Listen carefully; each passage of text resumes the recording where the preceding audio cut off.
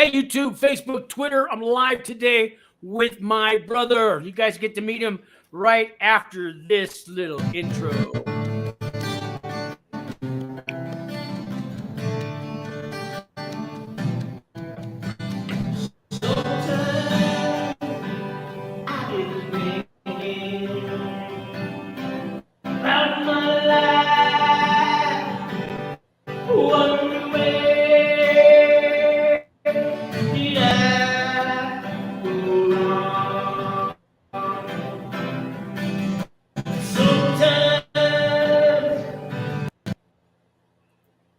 And we're back. So I wrote that song in prison, guys, so I'm kind of proud of it. And I got to play that song in front of 100 people at prison for my RDAP graduation. And I also did it 4th of July. We did an outdoor concert in prison. So that song means a lot to me. Anyways, this is my brother, guys. His name's Patrick. Same last name as me, Cowgill. And I got him back in my life. And we both had our share of abusive home and broken homes and drug addiction and jails and all that. And he's lucky enough he never had to go to prison. He could have. So I'll let him tell his story. But he finally, he's in recovery now, and he's in a really good place in Tennessee. And last year he was in jail. Now he's not. And he's on the right path, guys. And I don't think he'll ever have to do a day in jail again. He keeps doing what he's been doing today. Anyways, I'm going to give you my brother. Patrick, you want to say hi and maybe tell these guys a little bit about what's going on? Up? Yep. What's up? My name's Patrick. I'm Sean's brother. And it's all true. Yep. Everything he says is true. I'm sitting in, I'm in my basement. We went to church earlier today from like 11 o'clock to about 12:30. It's called Salinas Valley Christian Community Church. I'm here in Paris, Tennessee. And the program I'm in is Phases to Freedom. So it's called Phases to Freedom. It's I'm in a transitional men's house, and then they have about 3 other houses that are for about 30 women combined. And one of the houses has women, and they also have their kids in there too, from anywhere from an infant to 5-year-old or whatever they got. And the lady that runs the place, her name's Lori. She's a director, and they're both I guess they would be actually Messianic Jewish, so the Messianic Jewish. So Christian, but Messianic Jewish, so they believe in Jesus, and they're both rabbis, and they run the program, and it's a Christian program, and I'm Christian. I'm not Messianic Jew, but they're nice people. And let's see. So this is Phase to Freedom. I'm in Paris, Tennessee, it's northwest Tennessee. So it's the northwest corner of Tennessee. It's kind of by Martin, Martin University. It's up in that area up in there. How close to you are Missouri? Because Harvey Talks Prisons in the room. Harvey Talks Prisons in the room? Yeah, we got Cape Girardeau. That would take about 2 hours to get to from here, I think, which is a nice place.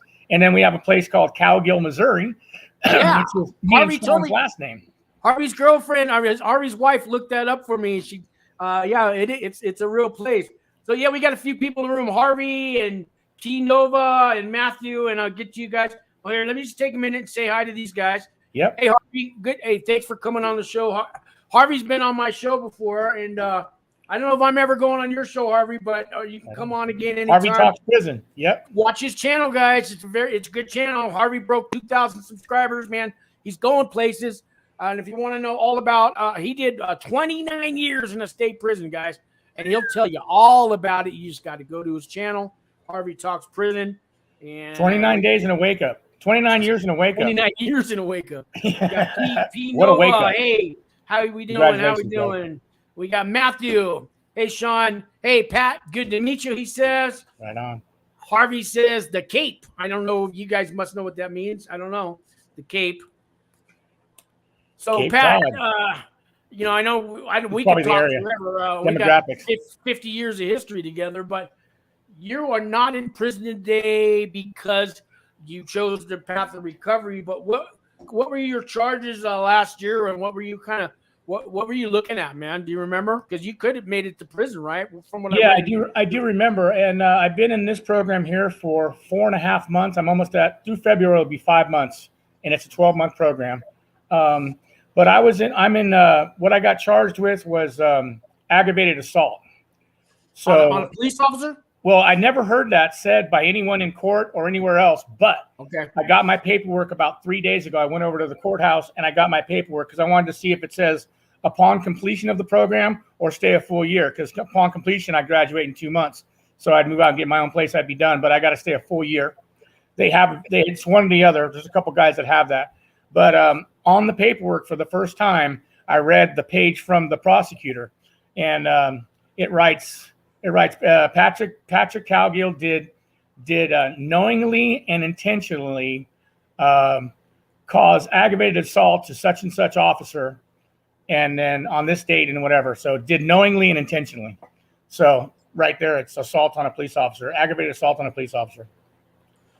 Yeah, it's a tough one to beat. They like to throw you in prison for that, but you know, I don't know. God blessed you, man, and now you're, you know, you don't have to face that anymore. I mean, just stay where you're at, keep doing what you're doing. I guess Sonia's in the room too. Hey, Sonia. She said, "What's up, Sean? What's up, Sonia?" Sonia Rivera. You know who I think this is, Pat? Yeah, pictures. No. Sparky. Remember Sparky from the Terrace? Mayfair Village. Mayfair Village. Over there by Orange Park. Yeah, that's where I grew up in 6th, 7th, 8th grade. Yeah. Yeah, that's Sonia. Yeah, I remember her. You should know my brother, Sonia. Yeah. Yeah. That was our clique. That was our neighborhood. I think that's her. It kind of looks like her picture. Yep. I played softball at Orange Park. From South City High School. Yep. Yeah. Oh, yeah, she's saying, yeah. She goes, yeah, it's me. How you been? Yeah, it's me. Yeah, well, I've been in prison. I've been out a couple of years, Sonia. I got this channel, Federal Prison Talk now. Yeah. And, you know, turning my life around. And I'm helping people get through the whole process of federal prison. They go to a lot of people. I was on 4 years of pretrial. That's when you're out on a bond and you don't know if you're getting probation or 20 years. And, you know, year after year, they keep putting off your sentencing. And you finally, then I got 4 years and 4 months sentence. I did my time. I got out. It's been a couple of years now. And now I'm helping all the other people after me get through all this, how to get in programs and take time off your sentence. And today I got a call from a guy. I'm helping him write a letter to the judge. I help people with their character reference letters. And I don't do this for money. I just do it to pay it forward out just because, you know, it gives me purpose in life. And I got my brother, if you don't remember him, from Southwood. He went to Southwood like you did. Yep. Southwood Junior High. They're called middle schools now, I heard, but we were the last class at Southwood because they dropped from 9th grade to 7th and 8th grade. So I was the last class to go to South City when they started 9th grade in high school. Oh. At Southwood, hey. Yeah. Sonia says, did you hear Stevie died? That's Otten, Stevie Otten. Remember Mackie Otten and Stevie Otten? Was that? It wasn't. There was Greg's friend. That was Dean's friend, Stevie. White Owl. So Stevie, Eric Freeman. Yeah. I didn't know Stevie died. I wonder how he died. Which means he made it to be about 57 years old. He was about your age. He was a year or two younger than me. Yeah. Sonia, rest good in for peace, you. Stevie. God bless. Do you only help federal? Well, Sonia, my experience is federal, but I work, if you look in the corner, that Wings for Life. So I'm in Albuquerque, New Mexico, and I work for a nonprofit charity called Wings for Life. And we mainly help people in state prisons. It's Wings for Life International. We help the families of inmates in prison and when inmates come out. And we got all kinds of things to give away and services and counseling and programs and workshops. So underneath all of my videos, there's a whole thing about Wings for Life with the phone number and the website and stuff. And you can call us up from anywhere. You got family in prison or you're going to prison or you just got out or whatever. We can help you with jobs and cars and places to live and all that stuff. It's called Wings for Life. You just give them a call. I might be the one answering, but we have like 20 people in and out of the office there. It's a really good, they've been around 27 years. They hired me because of my channel and I moved out here to Albuquerque. But yeah, we can help people with state. They mainly deal with state prisons. I'm the federal guy, but we have lots of state guys, Sonia. Harvey says, got to go, but thanks for all you do, Sean. Pat, congratulations on staying clean. Thank you. She says she didn't go to Southwood. Okay. Parkway, huh? Yeah, Parkway girl. Parkway. Yep. Up on the hill. Yeah. Yep. Yeah, he was sick, but you know, he never went to the doctor. Ah, yeah, that can happen. Yeah. Yeah, we weren't too concerned with doctors when we were in South City. We didn't trip off doctors very much. Yeah, it's a very good friend who was in SVSP. I don't know what SVSP is. Do you, Pat? Something state penitentiary. Oh, yeah. State penitentiary. The P stands for penitentiary. South Vegas. And then she said he's getting out toward the end of the year and he wants to go to a transition house. Patrick, take it away. You got him. Sonia, I can get him in all kinds of ones in the Bay Area or here in Albuquerque. But my brother, Sean's the right guy for that. Patrick, you can get him in where you're at, right? I'm in Tennessee. No, Yeah, they don't take from prison here. I thought they but they can get you out of jail. They take from jail. You can go there, right? Yeah. They take from jail. Okay. They only go as high as jail here. Oh, Salinas Valley State Prison. Oh. Yeah, Sonia, call me at work or Wings for Life or my number's under the video. I can hook them up with sober living houses in the Bay Area. I know a whole bunch of them. Salinas Valley State Prison. I think I drove by that. It's down by Highway 1 when you get down by Salinas. Salinas. Anything for Salinas. Remember that movie? Yeah. Selena. Anything for Salinas. That's a movie reference. I know some of you out there get that one, right? Okay, no? Yeah. So anyway, back to you, Pat. So what's life? What's life now that you're off the meth, right? Yeah. How's that feel, man? I miss it.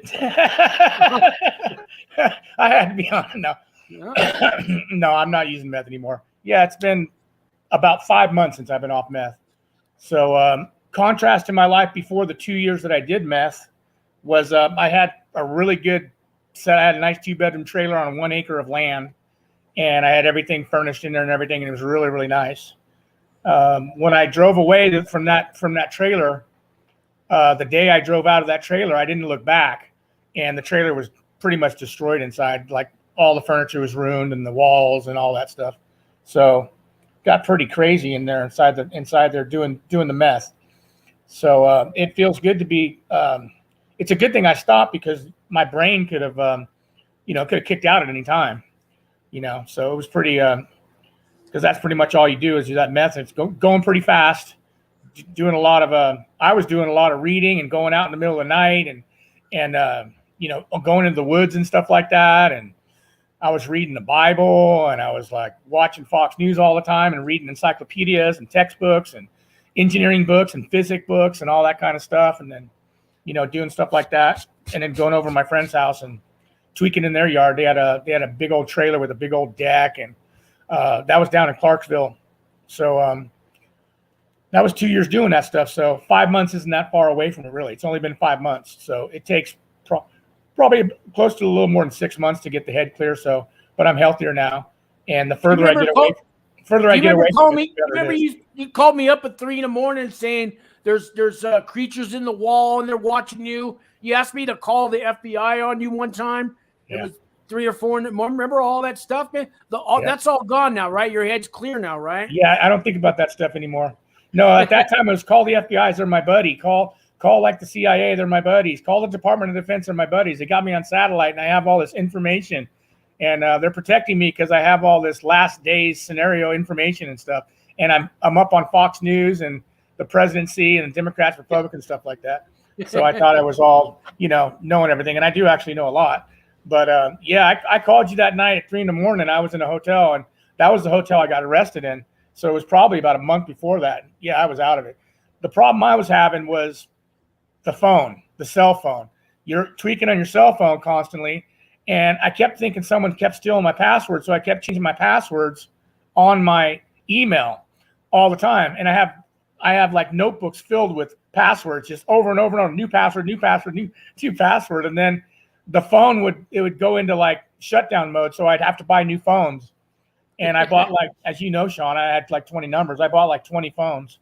But then again, in hotels, you also have people hacking phones. So they're trying to hack in. They get on Bluetooth. Bluetooth is a big thing that they hack into when you're in a hotel. So I was having problems with that stuff. But yeah, I remember that. Life was so much easier when I was hooked on crack and they only had payphones, back in the 80s or 90s. Oh yeah. There was one night, it was about a week before I got arrested. I was up for 15 days, by the way. The day I got arrested, I had been up for 15 days. And about a week before that, or 4 days before that, the lady next door to me moved out in a hotel room. I was on the top floor on a corner. There was like 6 buildings, 3 on the bottom, 3 on the top. And she moved out. So there was a new couple came in real quick, probably just for the night. And my phone started messing up. So I thought it was finally one of those tweakers outside that was hacking the phones. So I went outside of my room to the door next door, and I used my shoulder, and I was hitting the door with my shoulder going, open up, MF, come out. You're done stealing from me. I was like, that's a major thing to do right there. That wasn't very wise. And then the owners told me the next day or something like, what are you doing? You can't be doing that. It's a good thing the door didn't open. You know what I mean? That's a good thing. Yeah. Yeah. Let me get some of these more comments here. We got somebody from Australia. Kathy D, greetings from Australia. How is it down under there? Australia, wow. And Sonia's hold on, I hear sirens outside. Hold on, let me see if they're passing. They actually stopped. No, go ahead. Sonia, he's from San Jose. Yeah, Sonia, I was in a sober living house down in Mountain View, and we got one in Santa Clara. A lot of sober houses in San Jose. Yeah, I got hookup, Sonia, so call me. Yeah, hey, tell her to go to. Tell her she wants to find your number. She got my number. Tell her to go to TLC, or hook her up with James's place. James bought all the TLCs. TLC's no longer in existence. Wow, James bought like 3 of them, and then other places bought the rest. Yeah. Well, give her James's number. Oh yeah, definitely. He's on there. Shit, it takes over a year to get clear. I know, huh? Takes over a year to get clear. I know. Yeah. And you got to stick with it a whole year and not pick up again. Is that Sonia right there? She's way cool. Yeah. See, we can rap. We're South City. Talk to you soon, John. All right. Good to see you're good. All right. Yeah.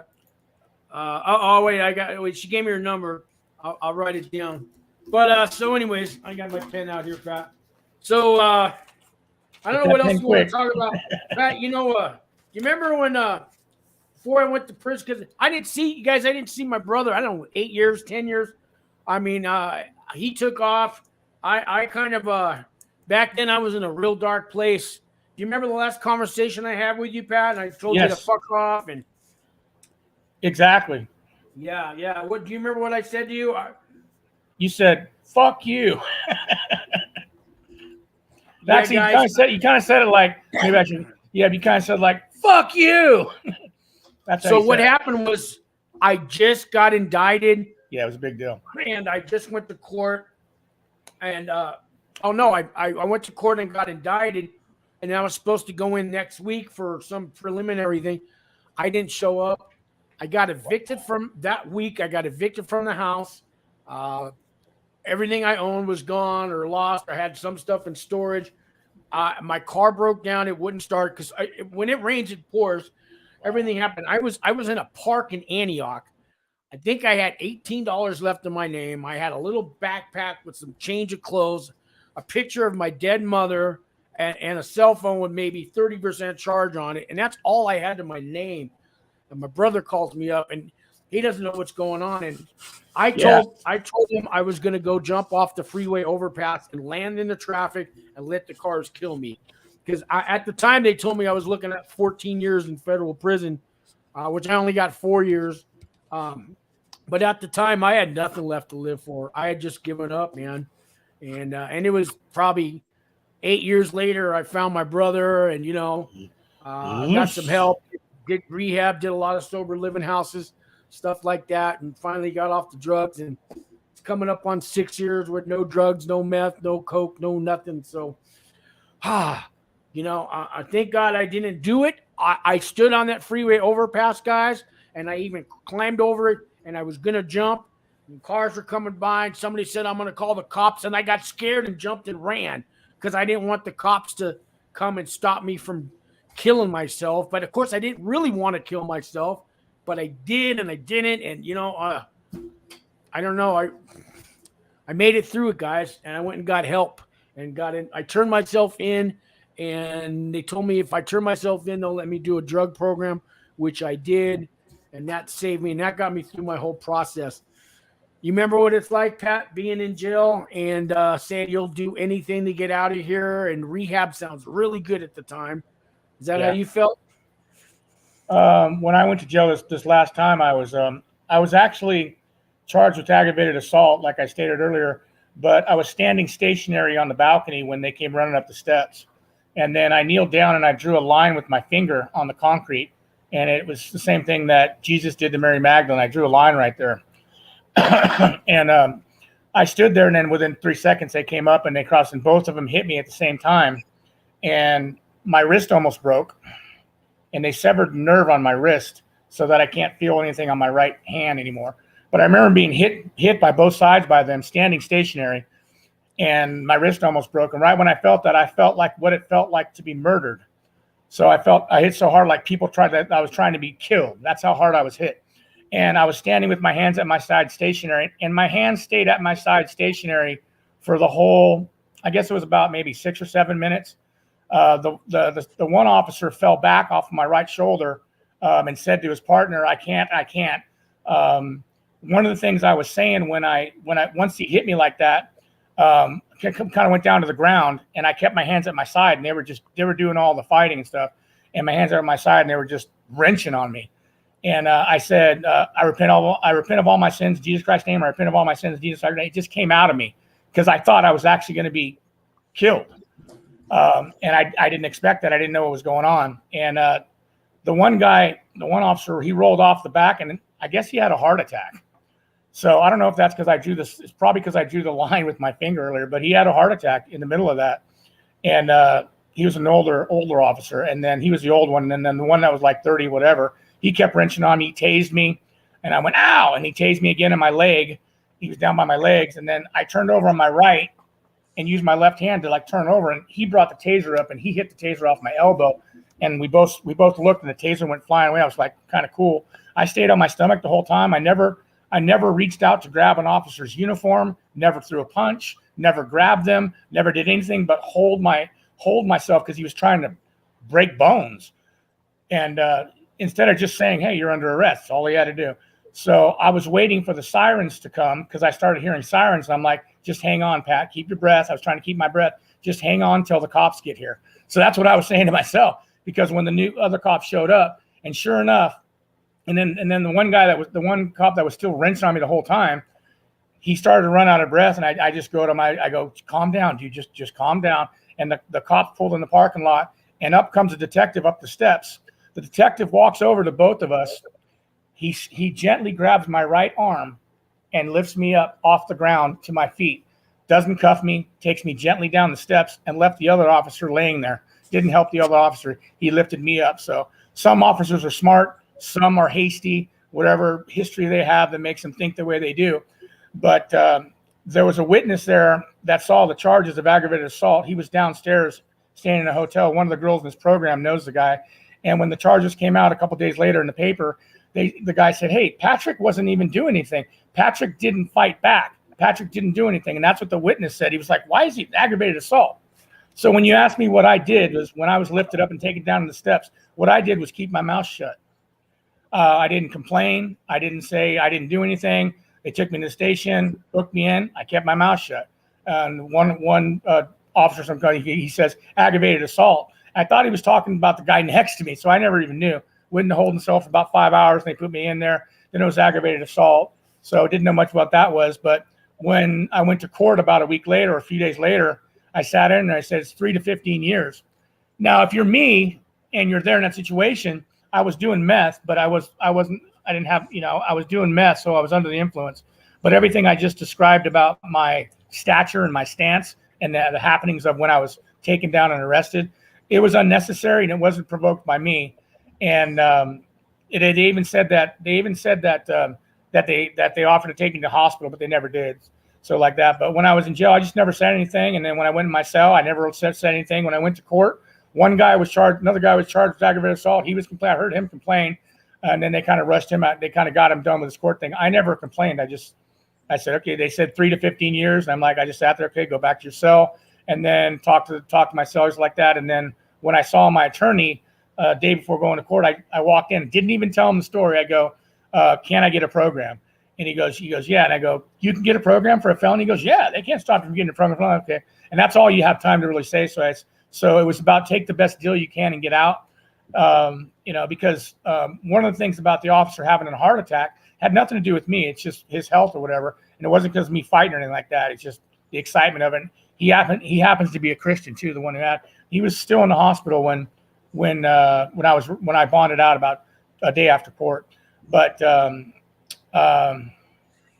so that had nothing to do with it. But in a situation like that, especially with that situation, it's best to take a deal. You know what I mean? Yeah. So he recovered well. So that officer, he just went to the hospital. He had, he took I think the paper said he took a break for a while. So officers are well loved. You know what I mean? They are who they are. And one of the things, so I took the deal. I got a 4-1 split. So 3 years probation and a 1-year program. So that was good. Did I commit a felony? And that felony that was charged to me? Absolutely not. At the very most, resisting arrest, if you could even call it that, because I was being manhandled. So one thing happened about a month ago going to church. I went up to the altar and I got on my knees by myself, and they just did an altar call. And it took me 3.5 months, but I decided to forgive both the officers and especially the one, to forgive them both and to let it go and completely forgive them so I could be free of it. And I did that. And once I did that, a weight was lifted from me because. Oh, sure, man. I mean, yeah. They're just doing their job. And my answer to that was, well, nobody should take that job.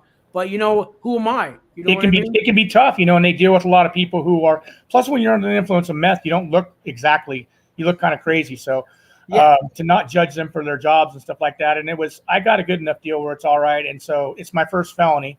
So being 54, you can't vote, you can't have guns. I never use guns anyways.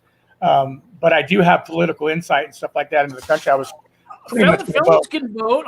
In California, as long as I have to move back to California. Well, in New Mexico, you can vote, but you got to be off probation. Right.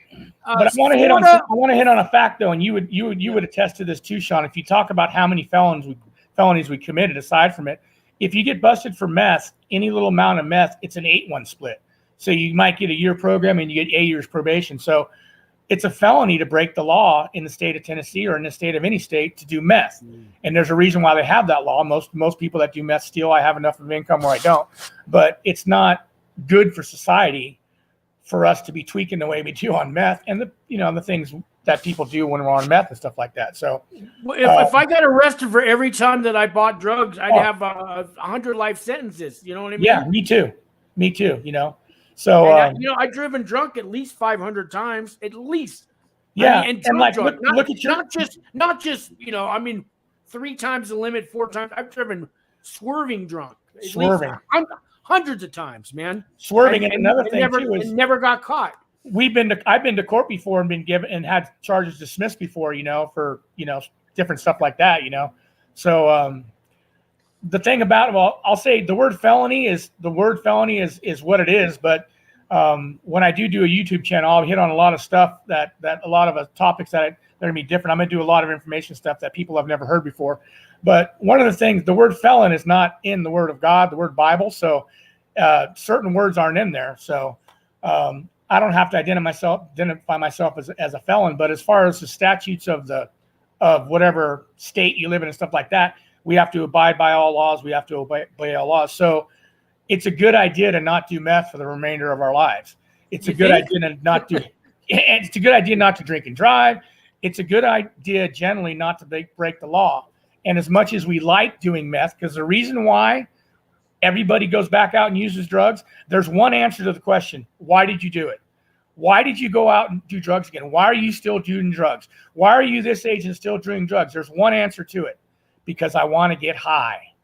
That's why. You want to tweak. You want to do the drugs. That's the one reason we go back. I liked it. Yeah, I'm not hurting anybody but myself, which is bullshit. Yeah. So it takes a lot of growing up and stuff like that. If you want to be married, whether you're a man or a woman, we're not going to have a healthy relationship after doing meth. Plus, if you're doing meth or coke or heroin or any stuff like that, it's illegal. So you're going to get busted one way or another. Whether you're in a house with friends and people come in and you're going to get arrested. You are. And when you do, what happens to your wife and their kids? And that's what my brother does. And when you do, what happens to your husband or your kids if you get arrested? You know, and you will, it's inevitable. And they're really serious about it now. And they're arresting a lot of people. And prison and jail is not the place to be. It might get even worse for people. And that's what Sean does, is he helps people that get in a situation where now we're stuck with an uphill battle where we've lost a loved one, people that aren't going to prison but are in prison because you went to camp. And we can go to state, but when you get in the state prison now, or you get in the federal or whatever, where it's a medium or something like that, it's a whole different world. And the guards aren't going to help you because the guards have their own structure. The inmates have their own structure. And you're going to have to meet somewhere in the middle where you're going to be comfortable with who you are. One way or another, you got to make a decision what you're going to do. You know, I was close to going to San Quentin at one time, you know. Oh, back in my drug days. So, yeah. Yeah, so it's a good program that you do. You work at a great program, and we need this help because it comes down hard. The consequences are hard. You remember that Beretta, right? Remember Beretta? Yeah. What's that saying with Beretta? The song. With the bird on his shoulder. Yeah. I don't know the song. Time if you can't do the crime. Remember? Oh, yeah. Yeah. Yeah. We grew up on that stuff. There it was right there. Yeah. Hey, what's jail like in Tennessee? Tell people what's it like in the county jails out there in Tennessee. Well, the county jail I went to, is it horrible? Is it good? Is it livable? No, it's really not that good. The county I'm in, they have pretty good food. It's not as much, but it's. So describe them. You say pretty good food. What does that mean? You get a half a potato. You'll get you'll get your spaghetti or something. You'll get a tray of spaghetti, and you'll get So maybe does the spaghetti have sauce on it? Is there meat in it? Is it flavorful? Well, I'll give you an example of a place in Tennessee called Clarksville, Tennessee. If you're in Clarksville, Tennessee, you get very little food, if any. Really small tray. The commissary list is like 10 items for the whole commissary. So you don't get, I don't even think they sell soup in there. And it's pretty much locked down the whole time. Where I was in the hole. So we got an hour out twice a day to walk the pod, or not the pod because I was in the hole, but to walk around. You pretty much sleep and you get 3 meals. So they don't really do much for you. They just bring your meal in and open the door and you go get your meal and you go back in your cell. So, and the guys are like, they're like any guys that drink and use. They're hustling and doing what they need to do in there. And they're all innocent, right? No, you don't hear that too much. No? I didn't hear anything about anybody being innocent. Maybe one person. Okay. Yeah, and I didn't talk about being innocent when I was in there. I didn't say nothing when I was in there, and when I went to court, I didn't say nothing. I didn't say nothing to my public defender. I didn't even bother arguing with him. All I said was when I went to court and he was going to give me the deal, I said, hey, due process is 10 days, right? Because the guy was still in the hospital. I'm like, well, he's still in the hospital, so he can't be here. So due process is, and he went, oh, no, we're going to wait for him to get out of the hospital. I go, all right, dude, I'll take the deal. I go, all right, I'll take the deal. And then I went in front of the judge. Did anybody coerce you? She was like, no, ma'am. And the judge, and my public defender standing right there. So that's the first time I ever did that in front of a judge. It went the other way, but I told him that when I was there, so I respected it. And then he dropped some bonds and stuff like that. 3 charges were dropped. The 3 charges that were dropped were drunk in public, disorderly conduct, which is what I should have been charged with, and possession of possession of a meth pipe. They dropped that. So now in San Mateo County, Pat, you get caught with a glass pipe. It's like 6 months. Well, it used to be when they used to catch me. 90 days in jail just for paraphernalia, man. Right. Right. Yeah. Well, now they just give you a ticket. Now they just give you a ticket in California. In California, they give you a ticket, and same thing with Seattle. In Tennessee, they give you what's called an 1129. So you do, 11 months and 29 days. So you get like a year. The thing about Tennessee, you say how the jail's like, is they're hitting people with like a decade of probation. Where we usually get busted with a misdemeanor or like that, and they're hitting people with like a decade. People are getting like what they call an 8-1 split. So you do a year in jail, and then they give you 8 years probation, so 7 years probation. And you'll never get off. They're caught in the system. They're going to violate you. They're going to violate you. Oh man, you can't use drugs and drink anymore. No, you got to totally change your life. But yeah, unless you get help, that's hard to do alone, man. Right. Tennessee, the state, I don't know a great deal about it, even though I've been here for 4 years, but It's one of the safest states, I think, as far as the way the country's going right now. They're strict on laws, but then again, they have, it's open with like, prescriptions, and there's a lot of that stuff going along. But the people in Tennessee overall, I mean, the home folk and stuff like that, or they call the family tradition, whatever, they're pretty decent people, and the people that I used with out there that I was doing, they were very decent people that I used with. The people that I went party with for, there's about 5 people that I made good friends with that I was using with. They were pretty good people, and they, honesty, integrity, as far as like that, except for surviving to, stealing and stuff to survive. I didn't have to steal, but they did whatever they had to do. But the thing about Tennessee is it's a Republican state, so we have a good senator, Marsha Blackburn. We have a really good governor. I like her. I like her. Yeah, I like her too. So, but Tennessee used to have the pill mills. You know what I mean? The pain clinics, and guys would truck them in by the busload and prescribe them the Oxycontins and all that. But they shut all that down now, right? In some ways, I'm sure they have. I'm not exactly sure. They still have a high statistic rate with that stuff like that. It has a very high statistic rate. That's one of the things we do. They teach us here when we go to class on Monday and Wednesday night. They have these. They use the teleprompter or whatever, or the projector that goes on the wall, and we read down, and you see this amazing statistics. They haven't done any new ones yet, but basically over 2018 and 2019. But people overdose from prescriptions. People overdose from meth.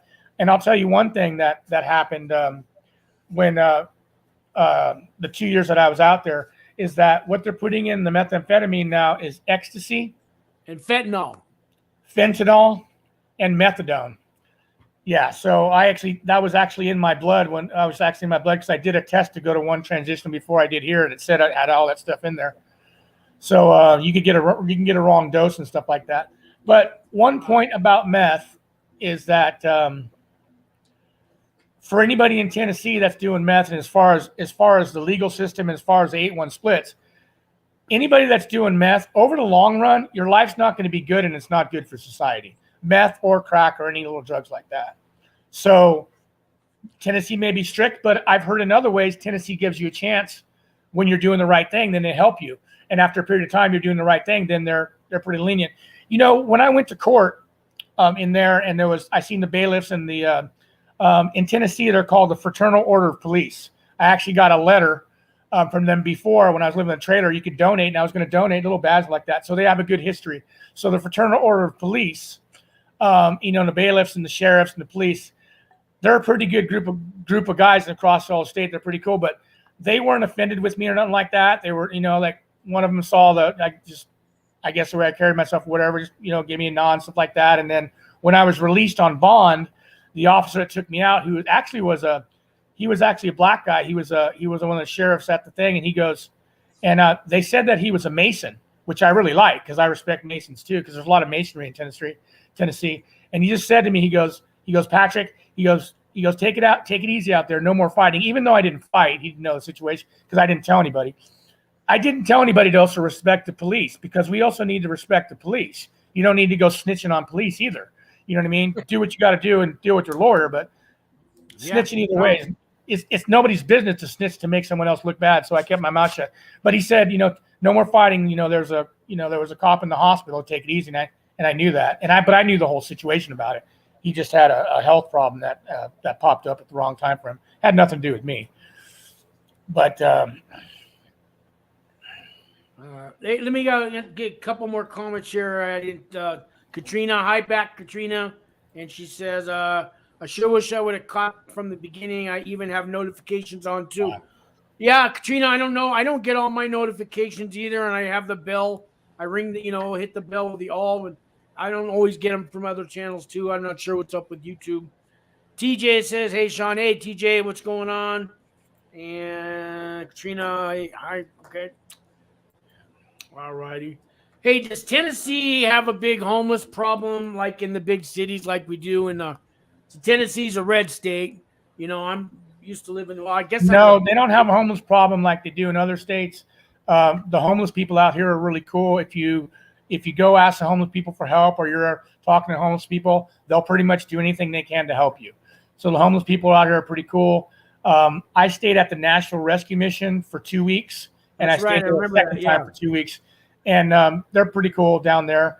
The majority of the National Rescue Mission, out of the, I want to say 500 people that they house in there, it's pretty much about 420 out of 500 are the black community. So that's down in Nashville. That's a lot different than San Francisco. It's mainly white people that are homeless. But in Tennessee, it's different, huh? Yeah, in Tennessee, down there in Nashville, like that, Tennessee, and they're real friendly. They're real cool. I mean, there's no racial tension like that. I mean, they're pretty cool. It's those of us, whatever, black or white, that get all lost in our heads and start, not taking care of the bathrooms and then getting too drunk and stuff like that. But the homeless problem doesn't spread out too far, and Tennessee cleans stuff up pretty good. I guess they have good legislature. You know what I mean? They clean stuff up pretty good. So there's not too much of homeless people. You know what I mean? People are pretty cool in Tennessee. I mean, they have jobs available and hired and things like that. And that's one of the things they do down at the shelter. They have buses coming in every hour to take people to work so they can make enough money to get, some snacks or cigarettes or whatever, if they want to get a beer or whatever they want to get while they're staying in the shelter. What's the minimum wage out there? Oh gosh, minimum wage. I think the minimum wage went up to, I don't know. It could be 8. It could be 7.25 still, but I think really? Most people that go to the temp agencies are making $14 to $16 an hour. So pretty much everybody in the house I live is making $14 to $16 an hour. Okay, that's a lot better than $8 an hour. I don't know how you can't live off $8 an hour. Yeah, you can't live off $8 an hour. Pat, Mom made $3.35 an hour when she worked for Patrick and Company down in San Francisco. Do you remember that? When we lived in Daly City? Yeah, and she caught the bus to work. It was an hour-and-a-half bus ride because it stops on all the way from Daly City to San Francisco. Both ways. Well, hour and a half there, hour and a half back for $3.35 an hour, man. You know what I mean? And she had the food. She had the fridge filled all the time. TV dinners. I don't know. When you came over, there was food. I mean, there was always food, but it wasn't. You're welcome. It was Hamburger Helper and stuff like that, but there was food, man.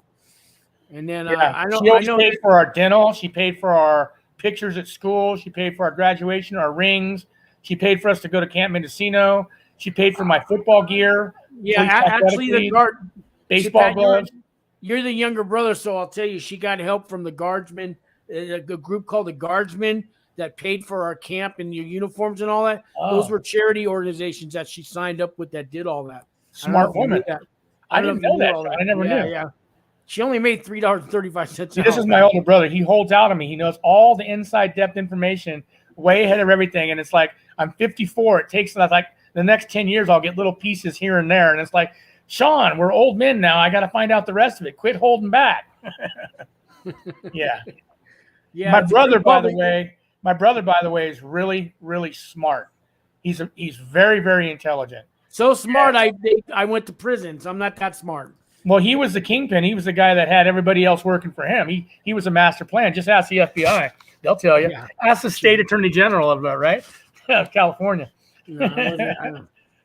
I stole the idea from another guy. It's all I did. I stole his blank sheet, his blank tax form, and I go, a monkey could do this. And I just proved him wrong. I proved him right. That's all I did. I was not that. You asked me earlier about the phone. You asked me earlier about a phone call you made to me when you got the phone call you made when you got indicted, and you made the phone call to me. I was in Idaho, and I was up there. I did have 5 years sober at one point, and then I think I smoked weed and lost my 5 year sobriety. And I moved to Idaho, but I wasn't using drugs. I used once on a weekend. But Sean called me, and he said, "Look in the computer. I just got arrested. Type in." East Bay Trio, and I typed in East Bay Trio, and he goes, and as he's telling me, he goes, I got 19 indictments. I typed it up and I read it real quick, and I'm like, wire fraud, identity theft, 19 indictments. This is my brother that's telling me to look this up, who I love with all my heart. He had called me about 2 months earlier, and I told him to move up here. He didn't mention what he was going to. I go, move up here. I'll get you I'll get you an apartment. I'll buy for the apartment. I'll buy an apartment for you to move up. And he said, not right now. And I hung up the phone. He doesn't know this. But I cried in my car because I've always loved my brother. And that's the way our family's gone. We're getting our family back, but we were always spread apart. So this phone call came in a couple months later, the one where it says, look up the 19 indictments. And I looked up the 19 indictments.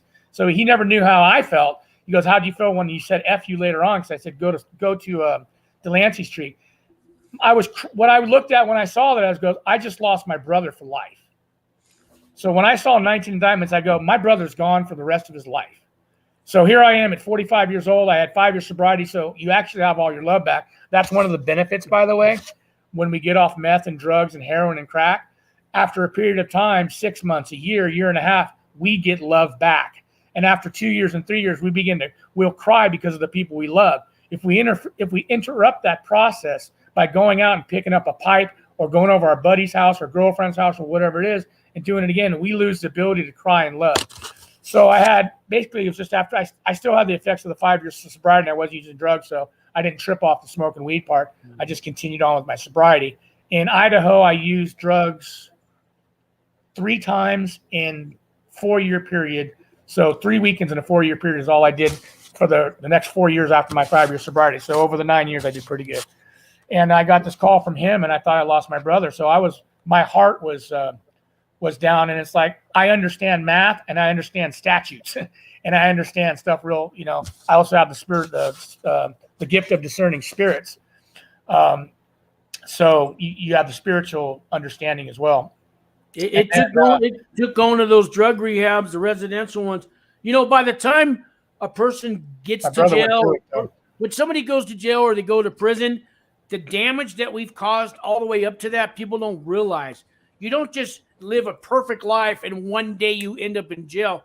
No, you build that up. You cause all this damage and hurt and turmoil and hurt people. And by the time they catch you and you go to prison, you've done so much damage to your family and your friends and people around you. When by the time you get there and people wonder why they have no visitors and nobody to call and nobody's writing them letters, you need to look at the life that you've caused. It's not just that one crime. That's the one they finally got you at, but you got to look what you've done to other people around you, and drugs and alcohol and all that stuff. It's all part of the mess that you know what I mean. Yeah. The thing, like Biden says, the thing, man. You know what I mean. The thing. Yeah. But wait, there's more. Yeah.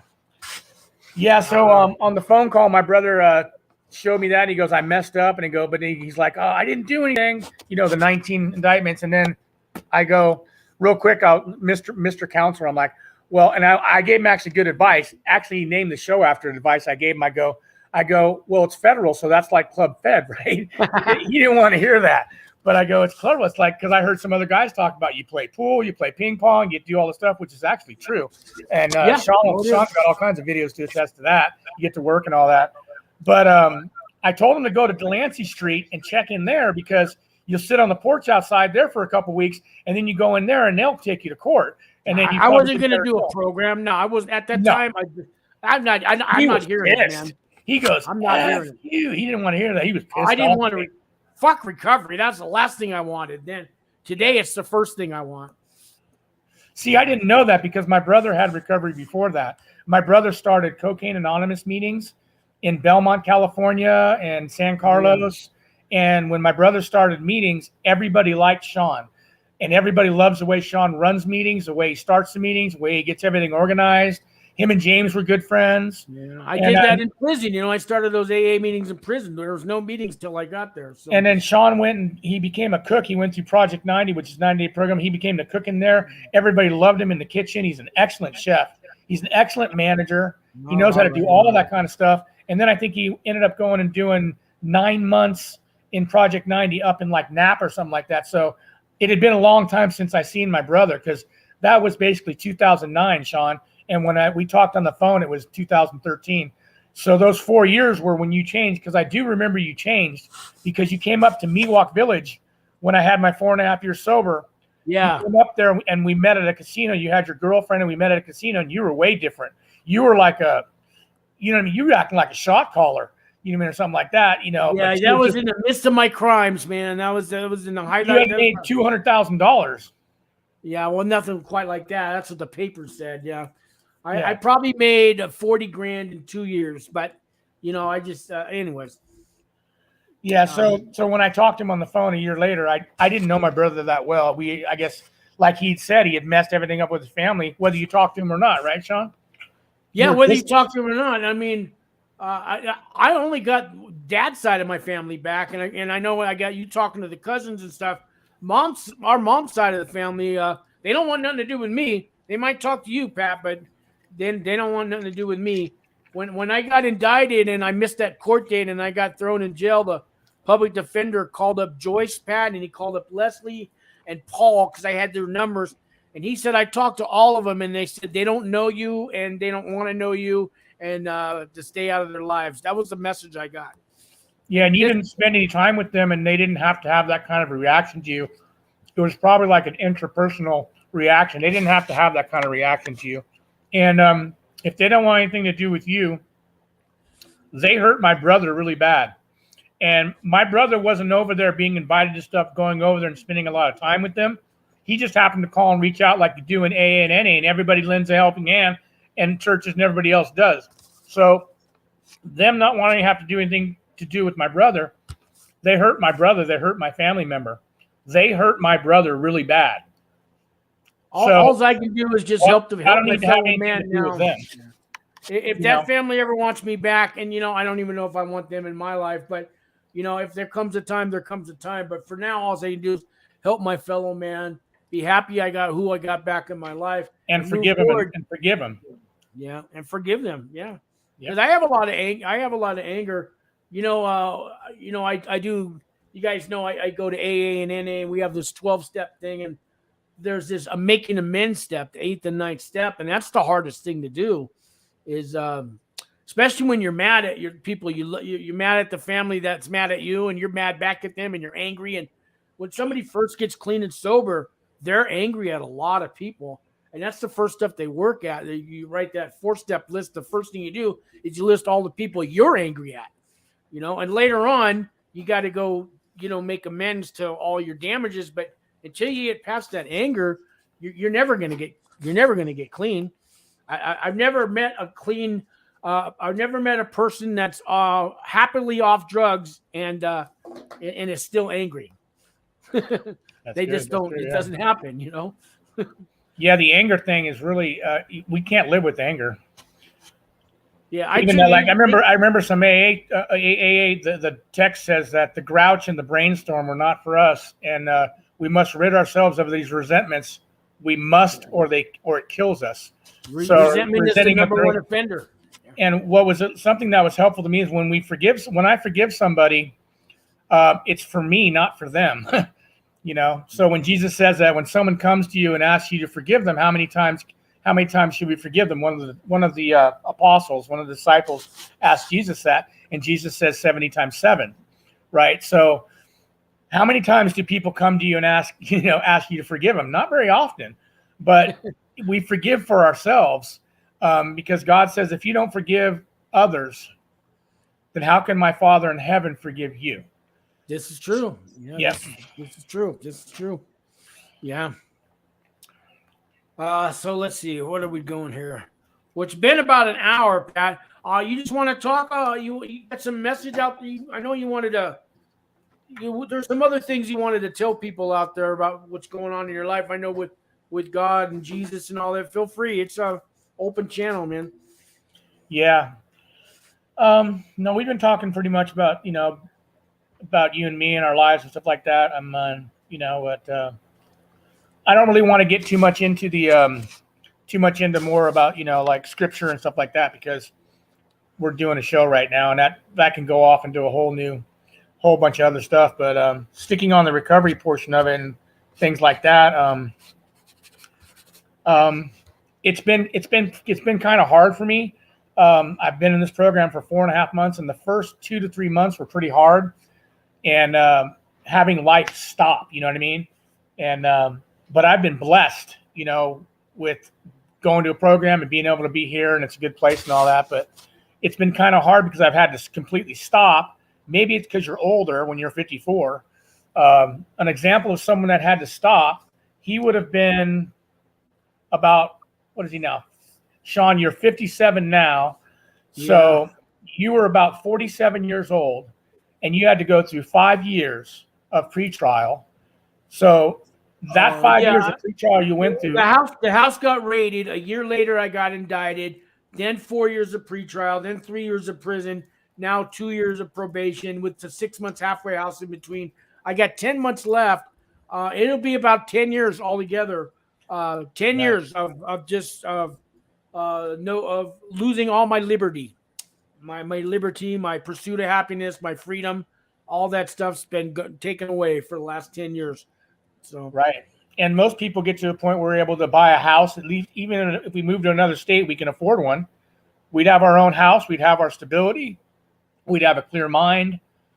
You know, we'd have a nice car. We'd have our bills paid and income to continue on like that. Just the basics. Yeah. You know what I mean? Just the basics. But it's hard to go to that. And it was hard for me to go to that. One of the things that's a little hard for me is that I have a lot of ambitions of a few things that I want to do, but when I'm in a men's transitional house, a lot of the time's devoted to doing the things we're required to do in the program, and it takes much time, but I need my own place and my own space, you know what I mean, where you're not surrounded by a lot of people all the time. So I'm just waiting for the remaining 7 months of my program. So I graduate in 2 months, and then I finish the program, but I'm going to still stay in this house for another 5 months, I think it is. But I'm doing a lot of stuff. I can talk about that stuff too. But I want to do, there's some ambitions I got to do. I'm actually going to do a YouTube channel. I'm writing a lot. I have a lot of books that I read, and I have a lot of input to give on as far as politics and as far as world affairs and things like that. I haven't mentioned any of them on this program, but I'm going to be learning how. My brother will teach me how to do that. But since I've been in the program, the first month I paid off $2,000 worth of fines that I hadn't paid for like 2 years. I was driving on a suspended license. So I paid off the fines to the courts.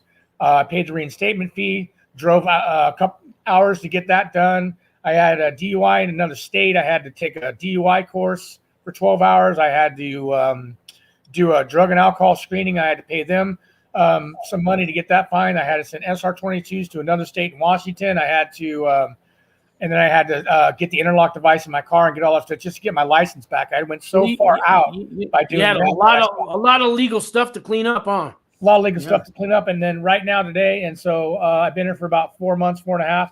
I've got $3,600 saved. I'm able to save almost $2,000 a month from here going forward. So by the time I graduate, I'll have close to 20 grand. All my taxes are filed. All my bills are paid. I have my car paid off in 5 months, which is $400 a month. A loan I took out to build my credit, which that's done in 6 months. That's another $200. And then another $300 thing I was paying off over the last 3 years is going to be gone. So I'll have all my full income, monthly income back. I'll have about a year sober, and I'll have, and then I get all my stimuluses back. I'm going to file my taxes. I didn't bother filing them, even though I have the right amount taken out of my income tax. I have $530 taken out every month, but I'll have all that stuff. And they have a lot of good stuff in this program that helps you do that. The lady that runs the program, she manages your money and helps you save your money. So you keep putting money in it. We eat lunch here and bring our lunch if we go to work. And so we save a lot of money. She supports us in paying all of our fines. Sean's going to call her, and she said she's Lori. I think I get her on the show. The name of this program is Phases of Freedom in Tennessee. There's about 40 people here. So she's a really caring lady, and she helps people come out of jail and then get their lives together. So instead of doing a year in jail, you can do a year in a program, and you have a lot of freedom. So I have a lot of freedom. I'm blessed here, but pretty much everything in my life will be cleared up and ready to go, and I'll have a good nest egg. So because when I lost a lot of stuff out there on meth, including all my furniture and TVs and everything like that. So it's like my brother just got an apartment I think it's about 3 months ago. So he's got an apartment for 3 months. So he's finally got his liberties back. He's got, before you know it, he'll have a karaoke. He'll move into another apartment in about 3 months or a house or something. I would pray for a house, but but everything I've ever owned is gone, Pat. All those electric guitars, and music equipment, and cars, and even pictures and nothing. I have nothing to show. Everything I've gotten since I got out of prison. I have nothing left from my past life. Right. And you know what I mean? And it kind of hurts. A lot of it's material things, and people say, oh, but those could be replaced. Yeah, I know they could be replaced, but I'd sure like to have them now. They meant a lot to you. Lost them. I sure because wish they were your things. Them. They were your things. It costs money to replace things, but I did it to myself. I did it to myself. Yep. And so did I. Yep. But another thing I've done here is because they have a bookstore. It's not a bookstore. It's a thrift store. So I go down there, work down there, volunteer for about 3 days a week at the thrift store, and people are always bringing in donations, and you go, do all that stuff. But I've collected over 100 books. I like textbooks and encyclopedias and Christian books and Bibles and theology books and things like that, history of the world and stuff like that. And I've got stacks and stacks and stacks. So I'm getting prepared I've got a library. So yeah, I've got paintings and stuff. I've collected paintings and stuff like that. And then they help you get a place when you graduate. So it's a good program, and they help you save enough money to get a place. And then first and last, you get a place, and they inspire everybody to save enough to get a car. So you have a car, license, registration, insurance, a job, and a place. Oh, that's great. That's great. Yeah, that's what we all. That's stuff what Sean's doing. Yeah, stuff you're trying to get people out, and yep. Sounds like a great program, and they're not programs like that are never easy, and you got to earn them, and you got to work hard for them. And I know you're learning that as you go along. Yeah. And there's days are tough, and there's days I'm sure there's some days you don't even want to be there because of the personalities involved and the drama of living with all those people. It's going to happen, and it's really not it's not easy to do, especially when you're coming from the way you've been living the last couple of years. Just doing whatever the hell you want, and now you can't do that. Right? Yeah, it's not easy, man. Yep. And and that's what prison teaches you too. All of a sudden, you're with 500 guys, and they've already got rules and codes of living and all this that you don't agree with, but and if you try to resist in prison, you're going to get beat up or stabbed or killed. Right. So it's a whole nother thing there. Right. Yeah. Well, it's been an hour and a minute. I'm good to go. How about you? I'm good too. Yeah. All right, Pat. I love you, Pat. Thanks for being back in my life. You'll always be my little brother. Whatever I can do to help you. And any last words for people out there? Yeah, just we're all valuable as human beings, and I care about all you guys. And we got to stick together and do the best we can. And let's say just shout out for Sean for giving us this opportunity to listen and learn and share. And then hopefully he'll get some more interviews with some of the rest of us out there. And let's keep going forward with our lives and never give up. All right. I'm going to hit the end and subscribe if you haven't.